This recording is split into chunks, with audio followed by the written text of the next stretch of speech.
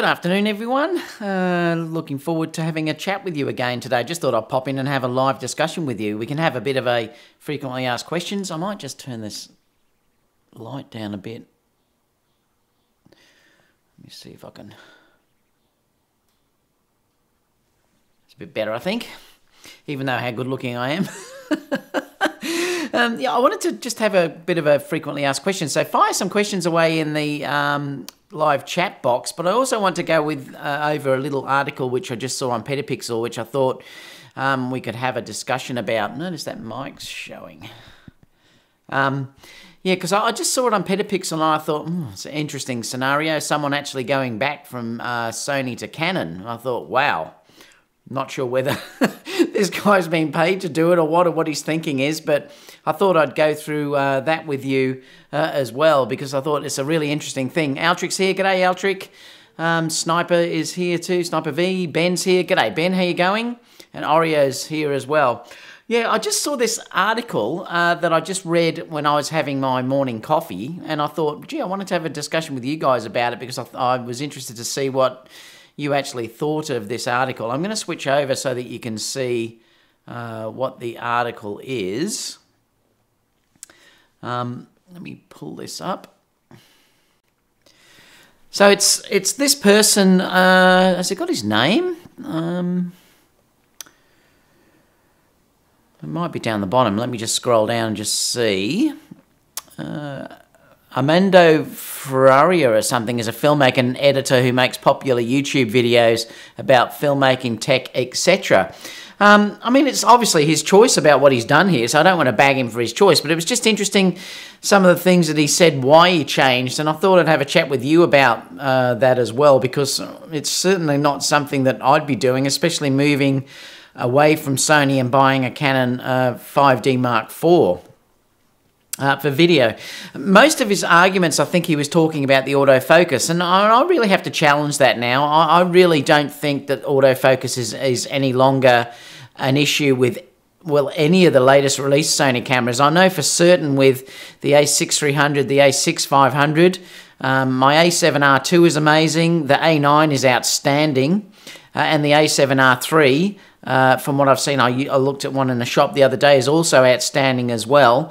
I think the autofocus line now saying that the Sony cameras aren't good at tracking in video is no longer really true, because I use my A6, well, I'm using it now. I mean, I'm actually using the A6500 now with the 24 1.8 lens on it. If I move out of the way, you're going to see it will. I mean, this is fairly low light in this studio as well, but I'll shift out of the way. And then I'm going to actually pop back into the actual video, and you'll see it's grabbed me straight away. I mean, it's not slow at all. And like I said, this is really in very low light conditions. It's only got one light, which is above me up here, that's lighting me. The rest of the studio lights are off. You can see how dark it is by the Susie at the back there with her Christmas outfit on there for you guys. So you can sort of see there that the focus, I don't understand how people are now saying these cameras, the Sony cameras, don't focus well. I think that's not true anymore. I'm always doing videos where I'm walking towards the camera, walking away from the camera. I never have to worry about doing manual focus with the Sony cameras. I do with my GH5, but with the Sony cameras, I definitely don't ever need to use autofocus. I'll stick the A6500 and the A6300 on a gimbal, and it works fantastic with keeping track of people. Now, if I'm running things like on a gimbal, I'll actually I usually use center focus, so I know what's in the center of that frame is going to stay in focus, because normally what's going to happen is, like at the moment I've got it on center focus, because I know what's in the middle of the frame then is going to be in focus, and that works for me really well, because normally if I'm framing things up, like if I'm following a bride coming down the aisle, things like that, she's always going to be center of the frame, and it's not going to grab anyone that's outside of that center of that frame. So that's an important thing to remember as well. So you do have to sometimes change the focusing modes to suit what you're doing, but that's no big deal. But clearly, as I just demonstrated a minute ago using low light, that the camera is outstanding in its focus and even tracking. You know, if I have this on Face Detect, it would follow me around as well if I had that on Face Detect on here as well. It's just at the moment it's on center focus. But so this guy has actually said that he changed mostly because of the Canon focusing system. And he was talking in here about, I think he said that he's used the Sony cameras, which was the A6500 and A6300, A7R2, A7S. Well, the A7S2 has got terrible autofocus. So if you're dealing with autofocus, you do not want to be buying the A7S2 because it's no good at all. I mean, it's terrible. If you're dealing with the A7R3, A6300, A6500, and any of the newer cameras like the A7R3, the A9, the autofocus is, I believe, outstanding for video. So I really think that that is a bit of a mute statement there to say that, you know, the Canon is that much better, and I don't think it is. I mean, I wouldn't really want it much better than what it is now at all. It's certainly way good enough for what I like to use in my business. The other thing too was he's talking about some of the other things. He's saying that the image is beautiful right out of the camera, right out of the box from the Canon. And again, particularly if you're using the A9 and the A7R3, the colour science has been improved. So again, I think that's now changing. And I proved the colour science is up to the Canon now from the A9 when I did that video showing the straight out of camera JPEGs. Really, honestly, there's no difference. They were almost identical. You might have to do a fraction of editing to make them look identical, but clearly the Sony A9 was up to par with the Canon 5D Mark IV. But the interesting thing is that immediately when he's changed over to this camera, well, he's lost the view, he's lost the EVF. And if you're dealing with shooting video, I'm shooting now video all the time, and for me to have that EVF when it's bright conditions is a totally different thing than not having that EVF at all. It's fine to be able to use the back of the camera, but if it's in really bright conditions, I don't want to be using loops and things like that, where you have to stick a loop on the back of the camera to look through the viewfinder, things like that. So again, if you're talking about operating the camera, it's like chalk and cheese. One of the main things he was talking about, though, he was trying to say here, and this is not true, he's actually saying here that you have to understand that Canon records in 500 megabits per second, while Sony records at 100 megabits per second. Now, the interesting thing here is that may be true in its figure, but this is an ancient codec that they're actually using here. It's Motion JPEG that they're actually using on the Canon here, which is a terrible format that takes up ridiculous amounts of space. I can't remember what the actual figure is, but if you're talking about a 32 gigabyte card, you'd probably get something like 2 minutes video out of it. Like, it was ridiculous anyway, the amount of room that codec actually required to do, and then you had to convert it over to other things to get it onto your computer and things like that. The other thing too is, if you look at Dave Dugdale's video recently that he actually put out, that this 100 megabits, 500 megabits, 400 megabits per second is a bit mute, because Dave Dugdale just did a video, and if you look at Dave Dugdale's video where he compared the Sony to the GH5, and the GH5 does have 400 megabits per second shooting, but he said he couldn't see the difference. And when I watched that video, I couldn't actually see the difference either. And I did some tests myself, out actually here in my back garden. I decided to shoot 400 megabits per second on the GH5, and the 100 on the, obviously I was using the A7R2 at the time. But honestly, I could not see the difference. Now, there may be one case out of 100 or something that you might be able to get better grading if you've used that higher megapixel per second format, but the data rate difference that it takes in your memory card and working with these files is totally different. And to be honest, I just don't think it's worth it. What I heard Dave Dugdale say, and there were some comments talking about his, when he mentioned that, he actually said that if you're dealing with these high-end cameras, yes, it might make a difference if you're shooting in 10-bit with these higher-end cameras, but certainly not with the sensor sizes that the Panasonic and Sony's are using. It just didn't make any difference really to what the file size was. So clearly what he's saying there about having this 500 megabits per second against the Sony 100 megabits per second, I really think is mute. You're not going to see the difference. And if you don't believe me, look at Dave Dugdale's review that he just recently did, actually showing that. He's talking about battery life. Well, the new A9 and the A7R III, the battery life now is really amazing. I mean, it's no longer an issue at all. So the battery life issue now is a bit, it's not really an issue at all. So I'm just wondering where he's got all of this idea to change over for those things that he's actually stated. So I wanted to have a talk to you about that, because if you read this article, it's quite an interesting one about someone switching over because of this megapixels per second, and also the autofocus, which I think both of those are totally mute. You've got to look at everything else. Now, let's face it, that if you're dealing with the Sony cameras, you're not only dealing with, you've got an EVF, you're also dealing with stabilization. This camera has no stabilization at all. So again, he's lost that side of it. These are the things that I can't quite understand about his thinking about moving over. But let's open it up to questions, because I'd love to see you guys to see what you have to say about this. Also, ask any other questions, guys, because it's just going to be a bit of a answering questions, frequently asked questions discussion today. So I'm going to scroll back. Tim's here as well. Hi, Tim. Sniper V. I say the headline. I saw the headline but didn't read the article. Not interested. Shoot with what you want. Yeah, and it's just interesting, Sniper V, that these people bring up these arguments, and I just don't know really where they get these arguments from. Like sort of saying that Sony doesn't have good autofocus now is not true. But it's an interesting article to read. Like I said, I love that GH5, but I'm not going to go around saying that GH5 has great autofocus. It's terrible. You have to manually focus if you're using the GH5. It's nowhere near up to what Sony has. I'm just telling the truth. So there's no way I'm going to say I'm going to jump Sony and go to GH5 because of the autofocus or anything else. Don's Chillin is here from Minnesota. Scott said, hi David, got the A6300 with several APS-C lenses. If money was no object, what Sony would give me the best 4K video using my Sony APS-C lens? Are you saying which Sony camera? Well, to be honest, I think using the A6300 and A6500 is almost as good as you're going to get now, unless you want to go full frame.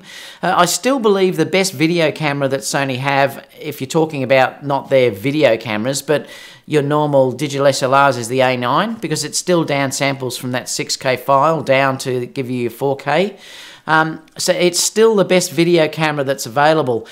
Clearly, though, if you want a good camera with your profiles, well, then you're going to have to get the A7R III, which is the best sort of video and stills camera at the moment if you're dealing with video, because it does have those profiles. I think the A9 is definitely going to be sharper, but the A7R III will give you a better result if you're after like flat profiles, things like that, until the A7R III comes out, A7S III, which is what I'm waiting on. I'm actually waiting on that to, I'll probably buy that one, depending on what it has to offer.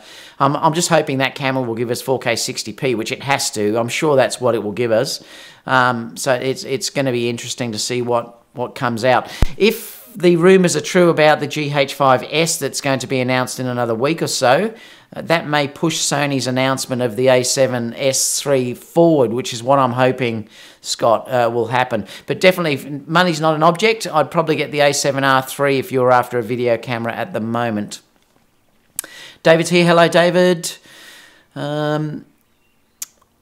What else have we got? Sniper V said, I think people are really liking Canon's PDAF, yep, and the touchscreen aspect. It is pretty darn good on Canons, but they make it sound like everything isn't good, which isn't true. Well, the thing was, I actually used that camera recently when I did that comparison between the A9 and the A7R and the Canon. That was the 5D Mark IV. Honestly, I did use PADAF and I thought, yes, it's quite good, but I didn't really see that it was that much better than what I was getting with my A9. The A9 and even the A7R III is outstanding now. You really need to use these latest cameras to see how good the focus is starting to get now on the Sonys. The only thing where the Canon is possibly better is if you actually track the subject. I think the Canon is probably still a little bit better, but Sony's are clearly catching up on that. But I very rarely ever use that. Like I said, if tracking is really important for me, I usually put it on center focus, and then keep that object in the center of the frame, and it will just track me, and it's amazing. Face detect on the A9 and also the A7R3 is outstanding. It's even better than the A6500, so they've even improved it more than that. I can't wait to see what they release in the new Sony A7S III. That's probably going to be incredible, but we have to wait for that. Hi, Greg's here. Hi, Greg. I will say Canon's touchscreen and resolution is better. Sony needs to step that up. Yeah, quite possibly. But again, remember, you haven't got the EVF, which is the big difference to me. I don't really care much about that back screen. The EVF is everything that matters to me. When I'm dealing with weddings and doing fusion and stuff like that outside, I'm very rarely using the back of the screen. I'm usually holding the EVF up to my face because it gets so bright you can't see the EVF the back of the screen anyway. So having an EVF for me is far more important than that back screen. Keith's here. Hi, Keith. How are you? Altric said, I came from the 1DX and the focus system was not that good. Ben said, no more chimping. That's true, Ben. If you've got that EVF, there is no more chimping. Tim Ledger said, Sony A6000 is a great camera for me. I can imagine the Sony A7R3 and the A9 will blow everything else out the water. And like I said, the A9 is still my favourite camera I've ever used. I still think that Sony A9 is the best wedding and event camera that has ever been produced. And I'll clearly be using that for the foreseeable future. I may get an A7R III, but definitely the next camera for me is probably going to be the A7S III. That's probably what's going to happen, unless they release a new A6700 or A7000 camera. That may be my next choice. I'm just waiting to see what happens in that marketplace before I make a decision on which way I go. But there's nothing wrong with the A6000 either, Tim. It's a great camera. The A6300 is still a great camera. Sometimes I almost think you're better off to buy the A6300 than the A6500 because you can save money if money's tight and buy lenses. You'll get a much better result getting the A6300 and a decent lens than if you got the A6500 and a cheap lens. It's something to consider. They're very similar, those cameras. It's the same focusing. It just misses the IBIS. Cole Woodman said, David, thanks for always suggesting the 35 1.4. I picked it up. I know that, like I said, that's my favourite lens. I adore that lens. That probably sits on my camera 60-70% of a wedding, and then I'll use the Batis to do some headshots as well, and later on I'll put the 70-200 on for some formal shots if I want compression. But the Sony 35 1.4 is just an outstanding lens. I adore that lens. I love it for the detail shots, the bride getting ready, things like that. And remember, the 35 I think is that perfect street. Well, the 35 to 50 is a perfect walk-around street lens. It's basically what your eye sees. I prefer 35 than 50, though. I think 35 for me is that perfect length. That's why I adore this 24 1.8 lens on the Sony A6500 here, because it gives you that 35 mil focal length look. So if you do have the A6500, I can thoroughly recommend the 24 1.8. I adore that lens as well. But yes, Cole, I agree with you. Great lens. Alex is here from Mexico. David Johnson, I hope you're feeling better, bud. Yeah, that's Keith. Yeah, let's hope you are, Keith. Keith Alexander said, did this guy just compare Canon's 500 to Sony 100 megapixel? Who wants to shoot that old JPEG encoder? And that's the thing I was trying to say, Keith, that it's an ancient actual format that is just not used anymore. And that was one of the most stupid things about Canon with that camera. That Kodak is ridiculous. It's that old. It's something like 10 years old or something. Keith said, yes, he's feeling better, about 75%. Well, that's good. Canon makes copiers. These articles are clickbaits. Well, sometimes I wonder about them being paid, Oreo. I just don't know sometimes whether these are just paid articles. I mean, yeah, I do wonder that sometimes. The interesting thing for me is, whatever I say, you know, it's coming from my heart, because I'm not being paid by anyone, and I'm totally independent to what I say. So if Sony did something wrong, I'm telling you, I would say it. There's nothing that would hold me back, because I'm not paid by anyone for anything. So, you know, I'm always going to tell you guys the truth. Studio 96 Vienna said, hello, 9 hours ago I bought the A7R III. Love it. Not sure yet what to do with my A7R II. Yeah, that's a big decision, Studio 96. if you want to keep things like that, no record limit, I probably would keep my A7R II, even if I bought an A7R III.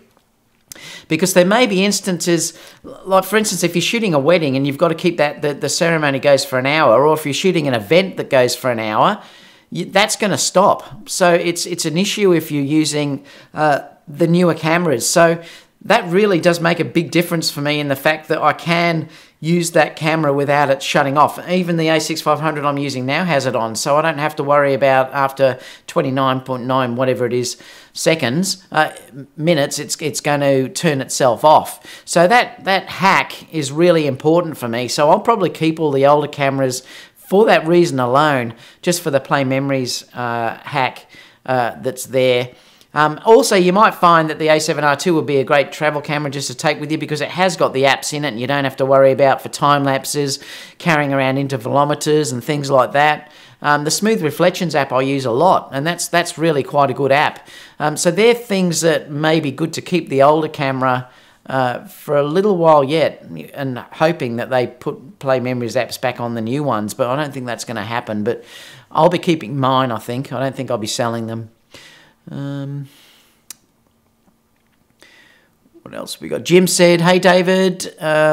Simon said, "I'd pay that article no heed. Big clickbait. Clearly, might be using A7S too." And that's the thing. I'm not sure whether has he used these new cameras, because if he has, he shouldn't be bagging Sony's focus. Because look, the Canon system may be a little bit better, but I'm telling you that the focus now on the A6500 and the A6300, the A9, the A7R II, and also the A7R III is outstanding. So I just don't understand people that can be saying that now.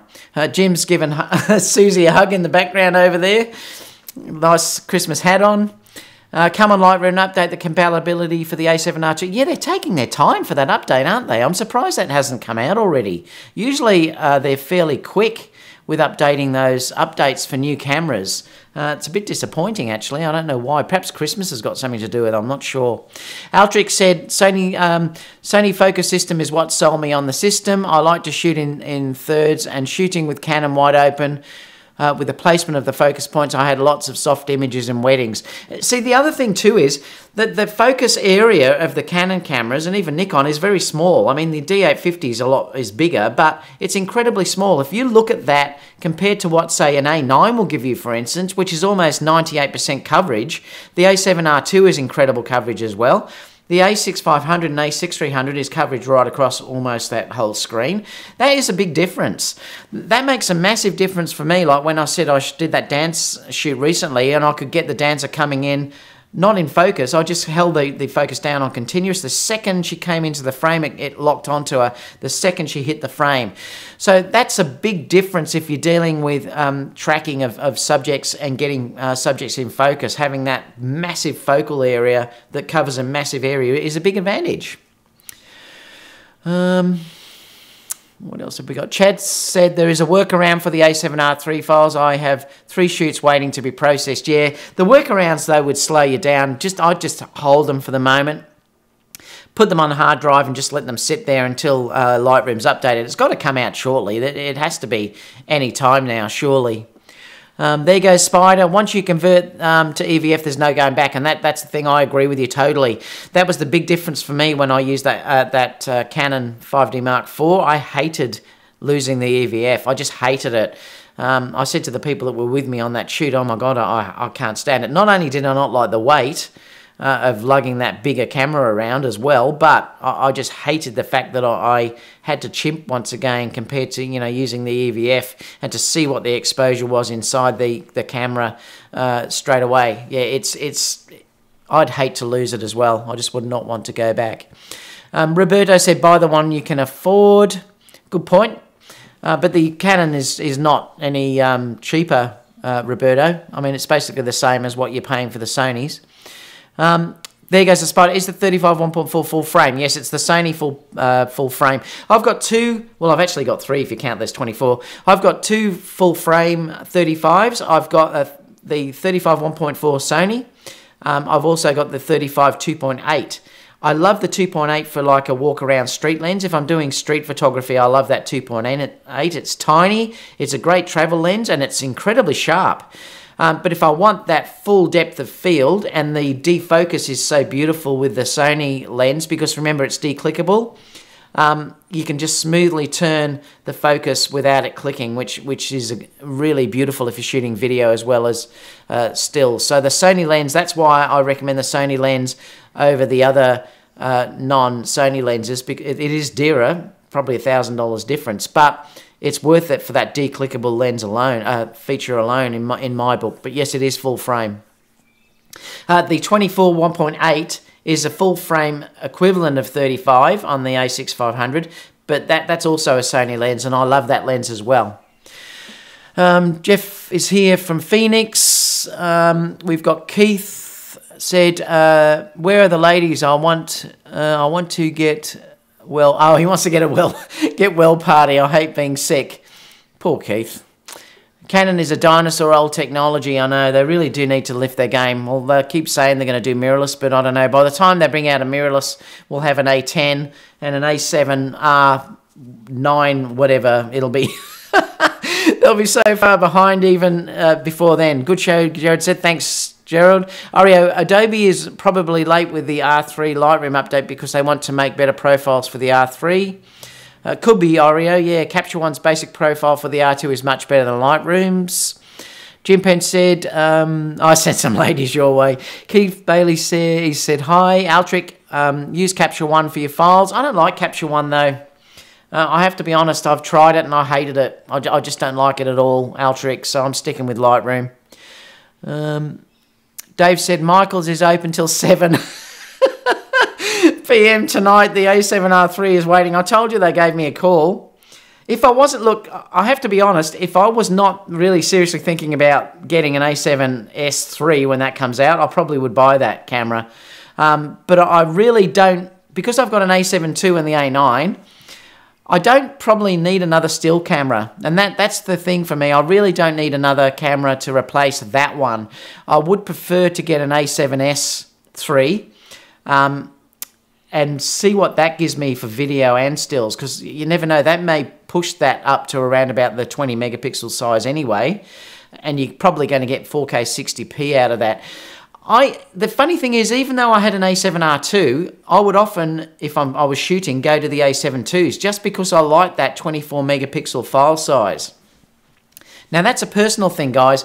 Others out there are probably going to say they would love to have that massive file size, and sometimes I do enjoy when I shoot landscapes and stuff having that bigger file size, but for me personally, I love the 24 megapixel file size. That for me tends to be the perfect resolution for me. It's easy to work with, doesn't take too much storage. I'm really happy with the results that's giving me. So often when I was using my A7R II, I'd use it in crop mode anyway to reduce that file size down. So I'm hoping that they bring out like an A7S III or something with around a higher megapixel than the 12 that it is at the moment. I can still use that as a stills camera when I need to, but clearly it's going to have better video. But I'll see how it goes and see what Sony come up with next. But I don't think I'll be getting the A7R III at this stage because I have the A9, and I just adore that A9 for what it does for me. If you want... have you tried the new Rockinon 35? No, I haven't. I've tried it in the store. But like I said, the difference for me was it's not that declickable Greg, so it's not usable for me because of that issue alone. I shoot so much video now, like I'm doing Fusion all the time, is video and stills. Having that declickable aperture where I can smoothly walk out of a church inside where it's dark, walk outside and just smoothly rotate the aperture to get the exposure is worth the money alone. Guys, can you just tell me, is the volume too high? Because it's going up fairly high here. Let me know if it's too high because I'll drop the volume a little bit. So that's the reason why I don't want to go for the Rockinon or the Samyang lens. And also because I'm a professional working full-time, I want to be able to send my lenses back to Sony Pro Support if there's an issue, because they will give me a loaner replacement unit and it will be fixed very, very quickly. If I have to get Rockinon fixed here, God knows how long it'll be away getting fixed. And I can't afford to be without that lens for any time at all because it's so integral to the way I shoot. So even though it's $1,000 dearer, I think the Sony is worth it alone just for that declickable aperture. Also for the Sony Pro support. Where's your Corona? That's coming on the live show. I've got to do some editing, Roberto, in a minute. I'm going to be doing some editing in a second, so I thought I'd better stay focused. But I will be having my normal Corona with you guys on Thursdays or Fridays live show in Australia. Thursday for you guys in the US and England. Jared Williams says, got my A7 III today, and boy, is it tracking fast. Yeah, it'll be fantastic. I used it the other day in the shop, and it was beautiful. I mean, it was a big improvement over the A7R II in focus for sure. I still think it's a fraction slower than my A9 though. Keith said Capture One isn't that bad. I'm not used to it though, Keith. Really, I just like Lightroom and the way it works, the cataloging, everything else. And I found the new version of Lightroom is way quicker than what the previous versions were. Ben said, hoping Nikon releases an FX mirrorless camera early next year. I want to go mirrorless, but don't have to change systems. Yeah, and I can understand that, Ben. Surely Nikon eventually are going to do it, but you know what? Bite the bullet, come to the dark side. Just sell everything. Just sell the whole lot and then just buy an A6500 or something. You'll never look back, I'm telling you. Roberto said Capture One is better than Lightroom to shoot tethering. Yeah, and that's true. It is. I don't ever shoot tethering though. I just don't do it. Ben said mirrorless. Yep. Gerald Williams says got Capture One and I'm learning it. That's the thing. It is a bit of a learning curve, that's for sure.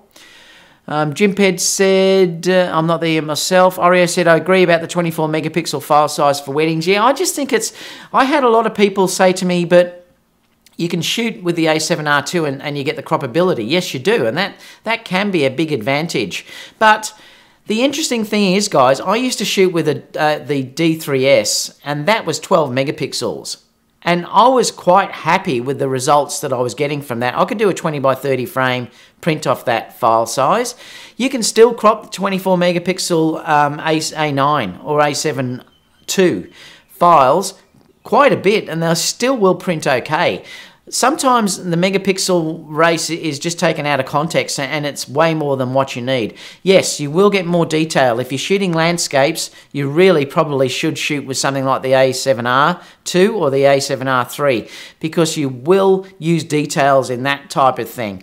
But for general work, like I said, weddings and events, which is a lot of my work, I don't believe you need to go over 24 megapixels. I think that 24 megapixels is the sweet spot. But that's for me. Other people will have different opinions about that. They would love to shoot with an A7R III and be able to have that ability to really crop in.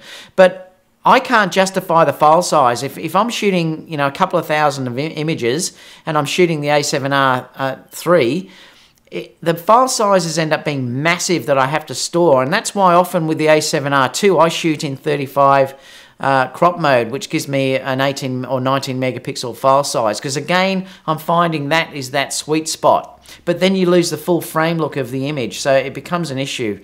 That's why I love the A9 so much. It gives me that 24 megapixel and it's full frame.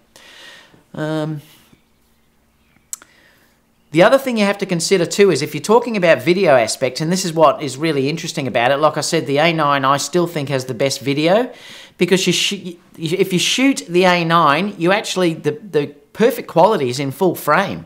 With the A7R II and also the A7R III, it looks best in Super 35 mode. So that is the best format that you're dealing with that camera. The A9, its best result is in 35mm. So if you're dealing with having a camera for video that you want to shoot 35mm, the A9 is the way to go. But for some reason, Sony have locked us out of that aspect of it with the profiles.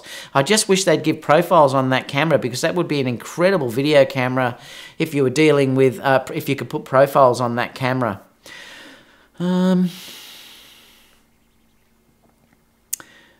What else have we got?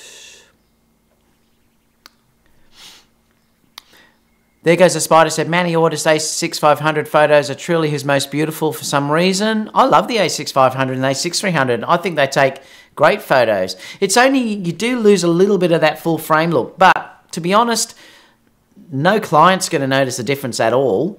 We will, because we're pixel peepers.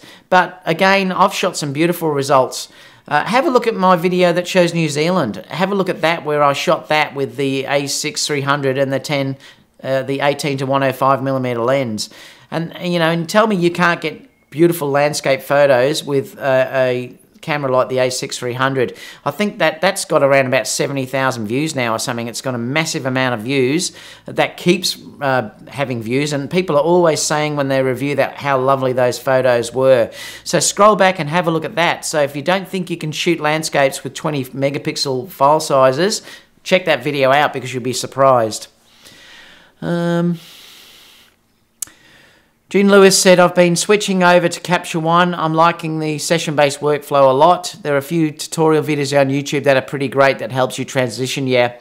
Like I said, I'm just not interested in doing it. Plus, I've got these RPG keys, this thing here, which, helps me get through editing and stuff that I use.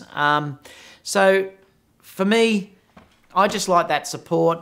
And I also love some of the quick editing functions that Lightroom has, things like that. There's a reason why I'm not going to switch over. But again, if that's what works for you, just do it, because clearly it seems to be like it's quite popular. Volume is good. Where is Modelo? Who's Modelo? Is that Susie you're talking about back there?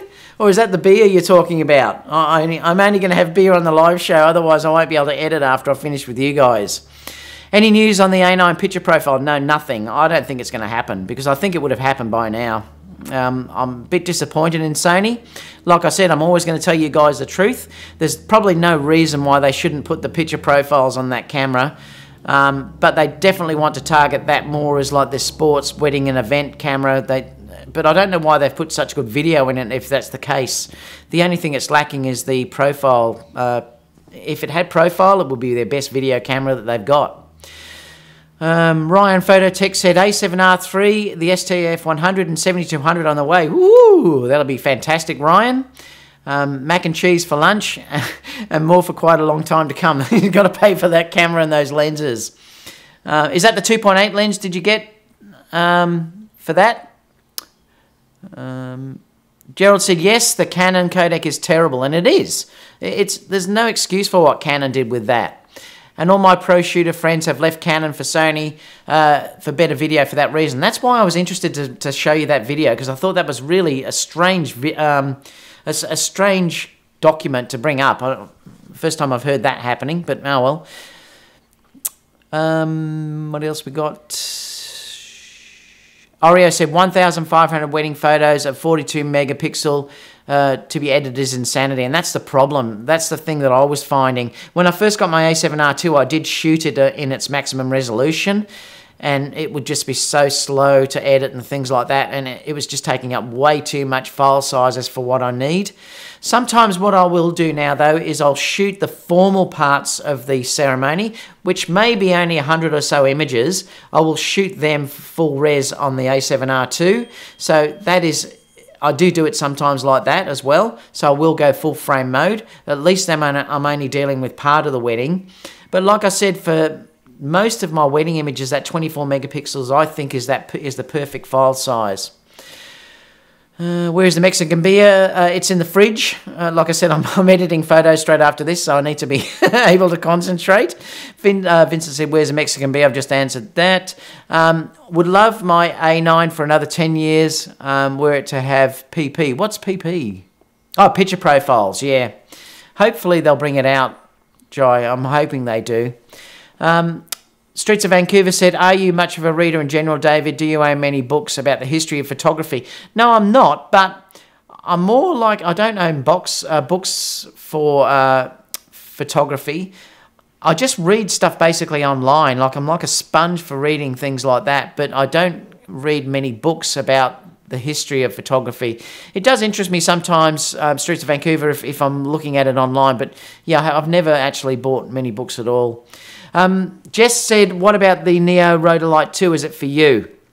Well, I'm not sure. I've got the Neo Rhodolite 1, but there's no way I would want to put that. I'm going to grab the old one. I'll show you something.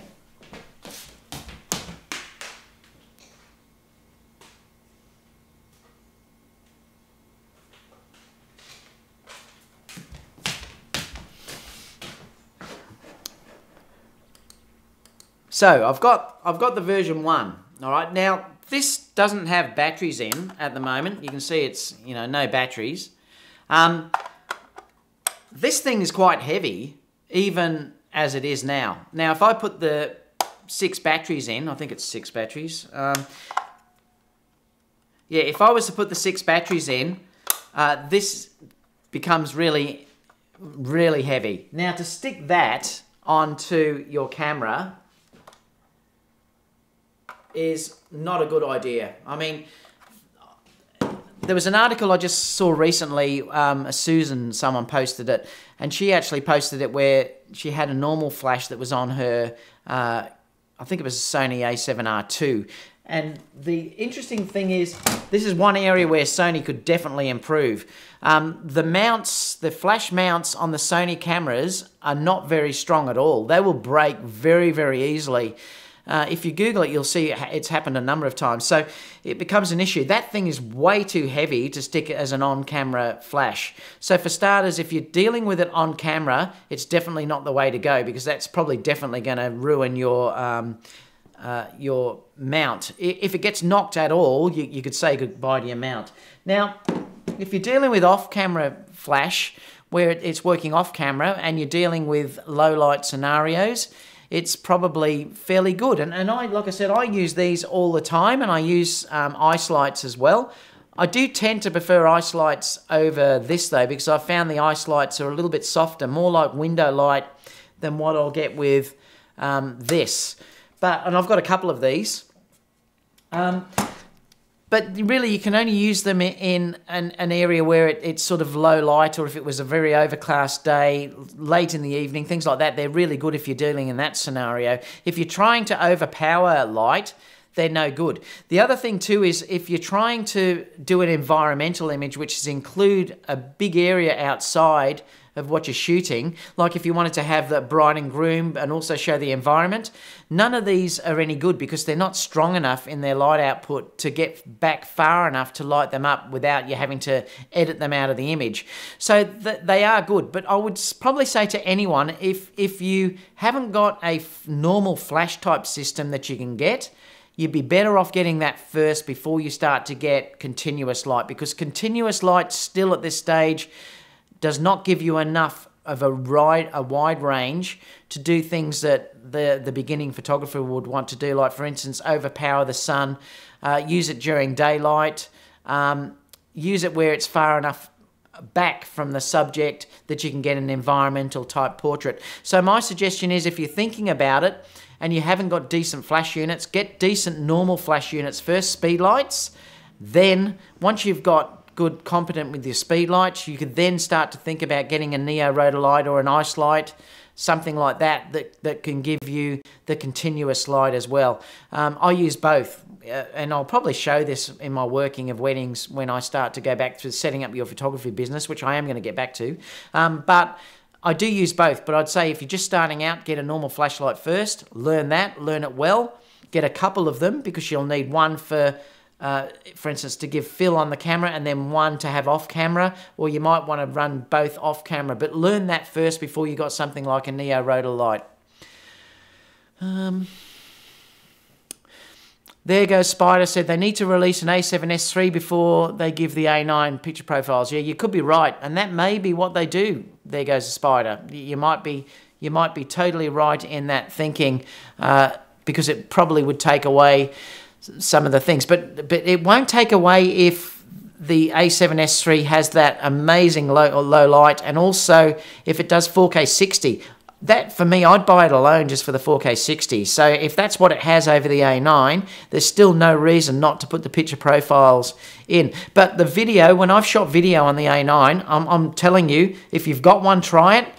The video on the A9 is the best video I've ever seen. It is incredibly sharp. Even the A6500 is sharp, the A9 is better. Jim Penn said, all anyone see Hughes, Three Blind Men and Elephant Productions video, Sony A7R III review, medium format camera of the year. No, I haven't seen that yet. He gives good reviews, that guy, though. What else have we got? Melvin said, I just had the hot shoe repaired on my A9 for that exact reason. And that's the thing, Melvin, you've got to be so careful. I freak out when I see people putting these on a Sony camera. You really shouldn't put it on any camera. It's too heavy, guys.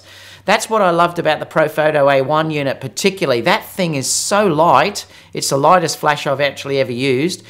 And it's beautiful on any camera, really, but it was great on the Sony camera. That is one downfall of the Sony cameras. The actual flash mount on the Sony cameras is weak. It's not good, and I've never had it have an issue, but I've seen a lot of people have them break.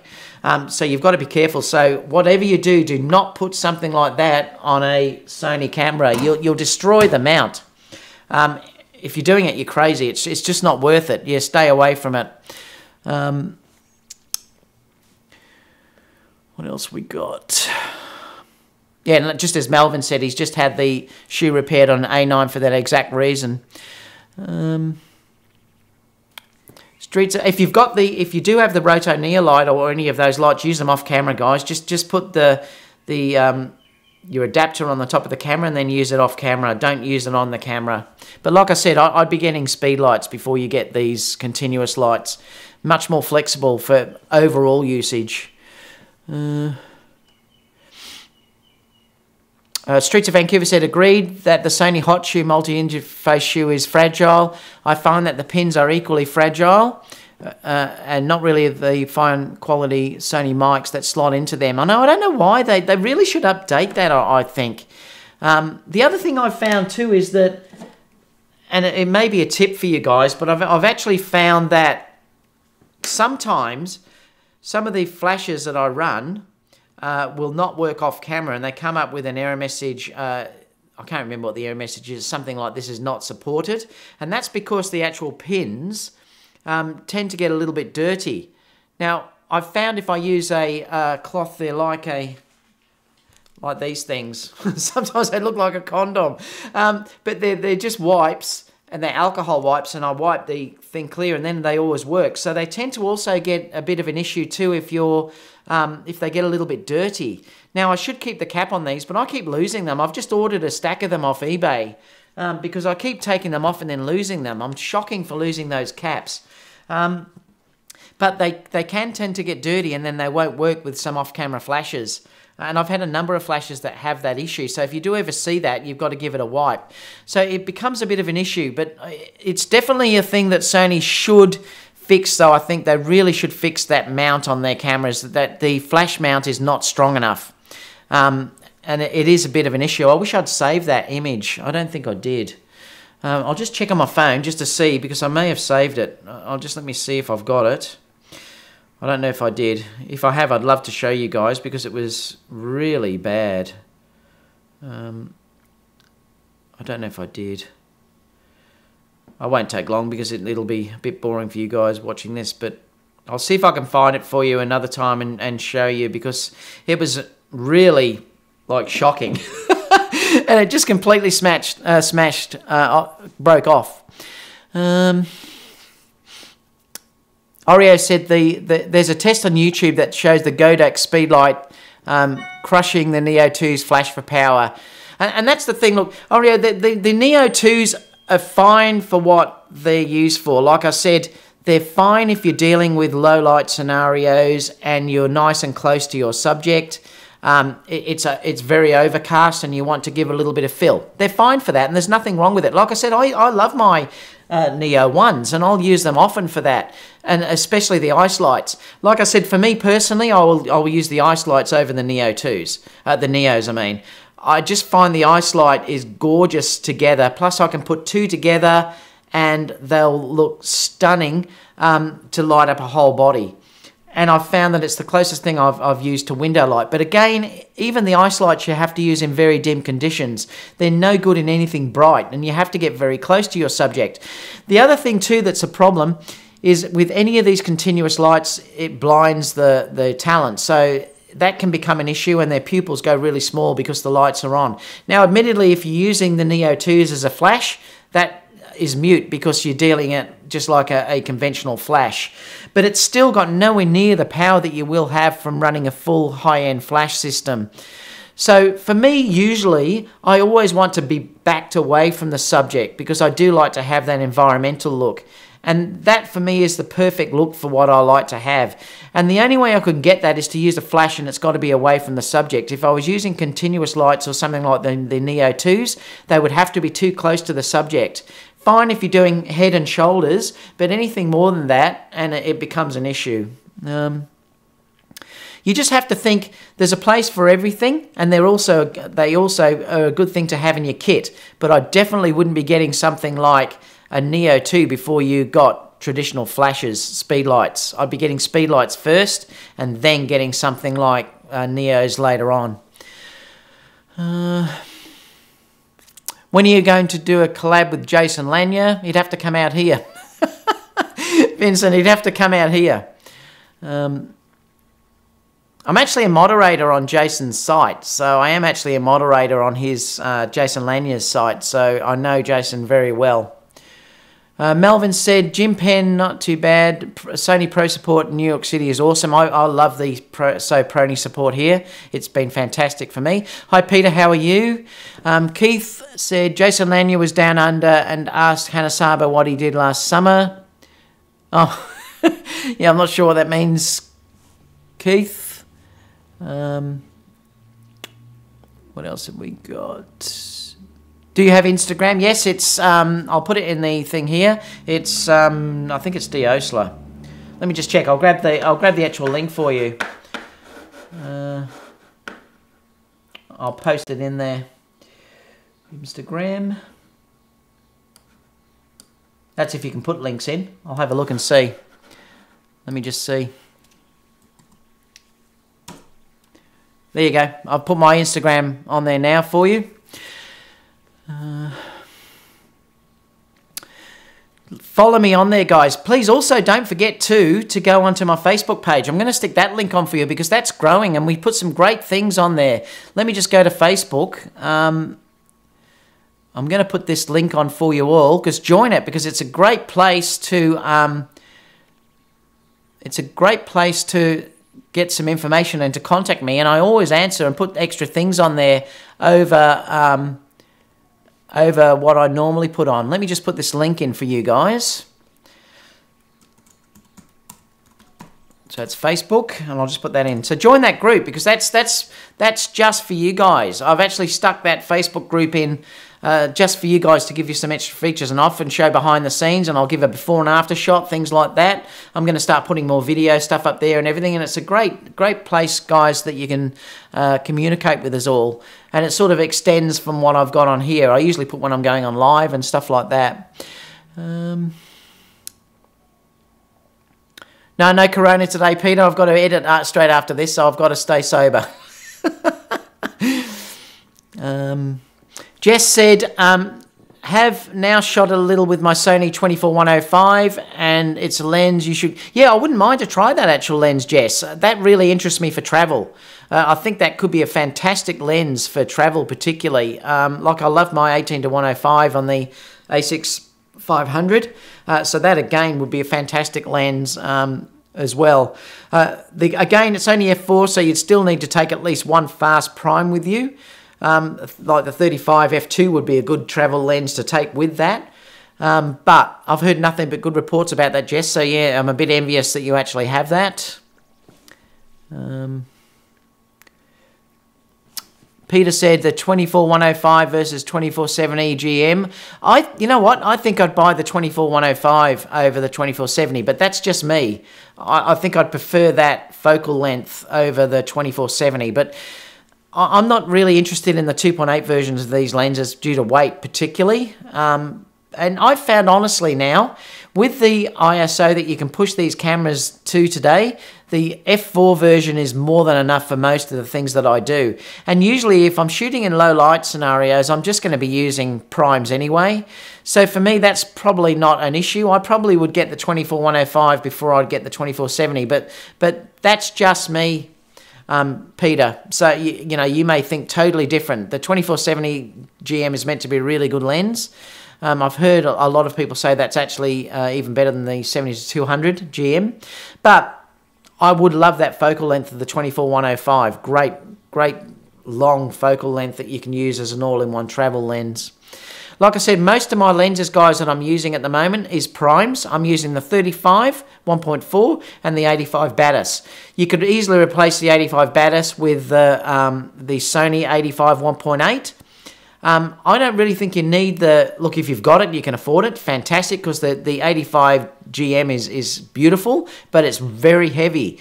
If you're dealing for and want a really cheap, good lens, you can't go past the Sony 85 1.8. The only difference between that and the Zeiss really is the Zeiss is weather sealed, and plus the Zeiss has stabilization. They're the main differences between the two of them. But you can't go past that 85 1.8. I've used that lens and it was fantastic. Oh yeah, good point, Keith. The 46 watching only only 12 likes. Please, I'd love a thumbs up, guys. If you can, give me a thumbs up. I'd really appreciate that. Thanks for saying that, Keith. So we have any last questions, guys, before we finish for the day? Otherwise, I'll probably head off. I've got to start editing some images. Let me know anything. Don't forget to, I'll have the live up on Friday Australian time. It'll be Thursday for you guys in the US and also in Europe. It'll be Thursday. I do like to pop up every so often and just do these live question and answers to you guys as well.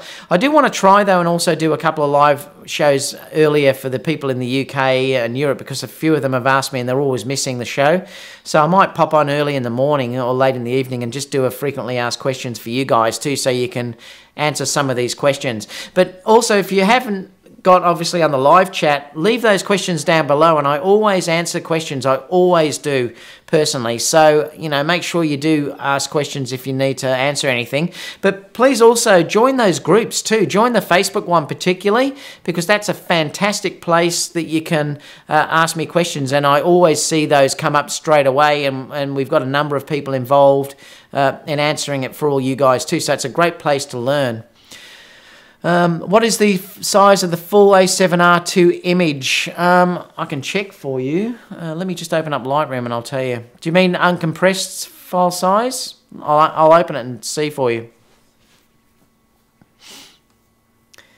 It'll take a minute to open up Lightroom.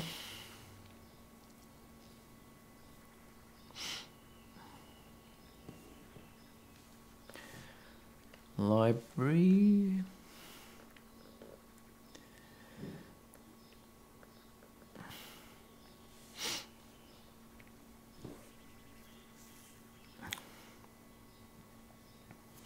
So let me open up, I'll just open up a catalogue. I'll go to just this file. I think I've got to find something that was shot with the A7R II though.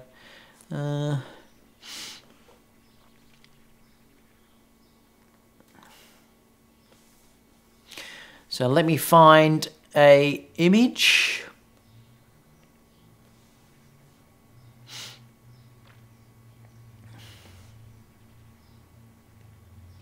This is slow because I'm running, obviously doing the internet at the same time. Metadata, let me see if I've got the camera in here.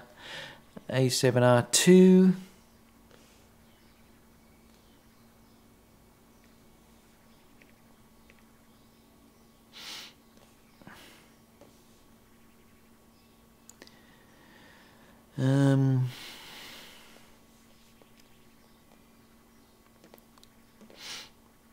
I'll open it in Photoshop and we should be able to tell.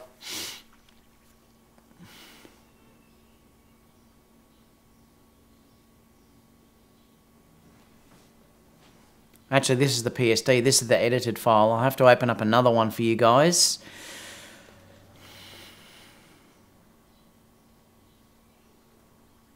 Gee, it's slow when I've opened up, when I'm on live.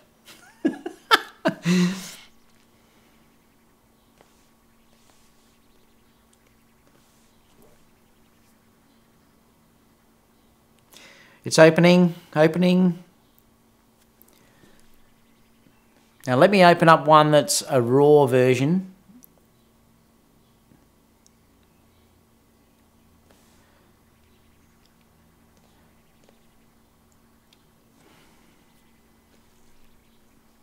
All right, so let me check. It is...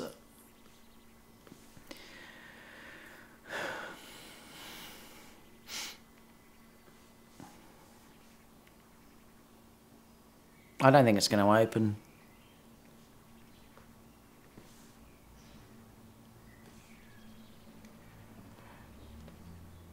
I think I'm having problems, guys, because I'm online and everything's slowed down so much. It takes a lot of resources to broadcast live, but let me see if it opens in the latest version of Photoshop. Here we go. What is the file size?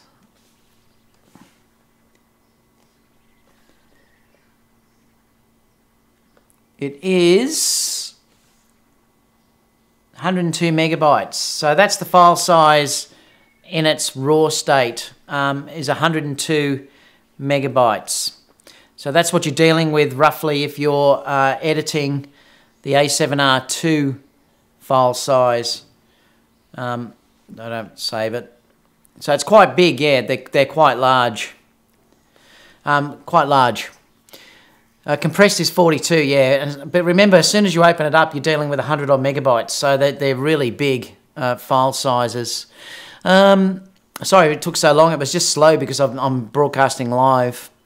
What else have we got? Yes, uncompressed. Alex said, I have the 2470 2.8, but I prefer the Canon 2470. Oh, that's interesting, Alex. I did a small test and found the Canon better. Okay, cool.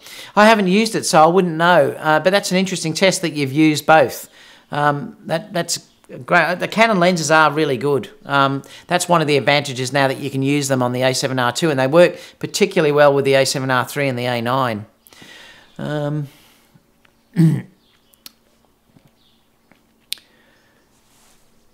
Yeah, so it's straight out of camera is 42, yeah, but if you're working on them, it's 105 roughly. Yes, David, my A6500 and the 18-105 lens makes great quality video. It does. I love that. I love that lens combo. It's one of my favorite combos. Particularly good for on a gimbal. It's beautiful because that lens is so good because everything's internal, so it doesn't change in size if you use the zoom. Whereas most lenses, if you zoom them, you'll notice that the lens comes out a little bit or whatever. That lens particularly doesn't zoom. It's all internal, so it's a great gimbal lens because nothing changes in size, so you don't have to rebalance it every time you change your lens. It's really good for that. Jim said, no need to hold up for you the info, but you could always search. Okay, yeah. 102 megabytes, yeah, it's big. Please post a video on how you edit skin, David. I did one, Vincent. I actually did one showing the frequency separation. I'll do another one for you guys soon if you like. But yeah, I did do one showing frequency separation that I put up recently where I showed all of that. All right, guys. Well, we better head off because I better go and do some editing. Stay tuned for the other videos that I'm going to have coming up shortly. I'll have the live coming up. I'll thank you so much, Jim. I really appreciate that, mate. I have to take my drugs. Keith's on drugs. He's going to bed. Bye, Keith. Enjoy it. Shall we take some bets when David gets the A7R III? Not before the A7S3s are announced, Peter. I'm definitely waiting for that first to see what happens. If they don't give me anything with the A7S3, I may then get the A7R III. I'm still waiting to see what happens with that first, the next releases. And I've got a feeling if the GH5S is released, announced in another week's time that it's meant to be, Sony may then bring it forward what they're going to announce. So you might find early in the new year they have some new announcements. So let's just see. All right, guys. Good day from down under, and I'll catch you all again for the next video, and I'll see you all again soon. Please join our groups. Best place to hear what's going on. Catch you. Bye.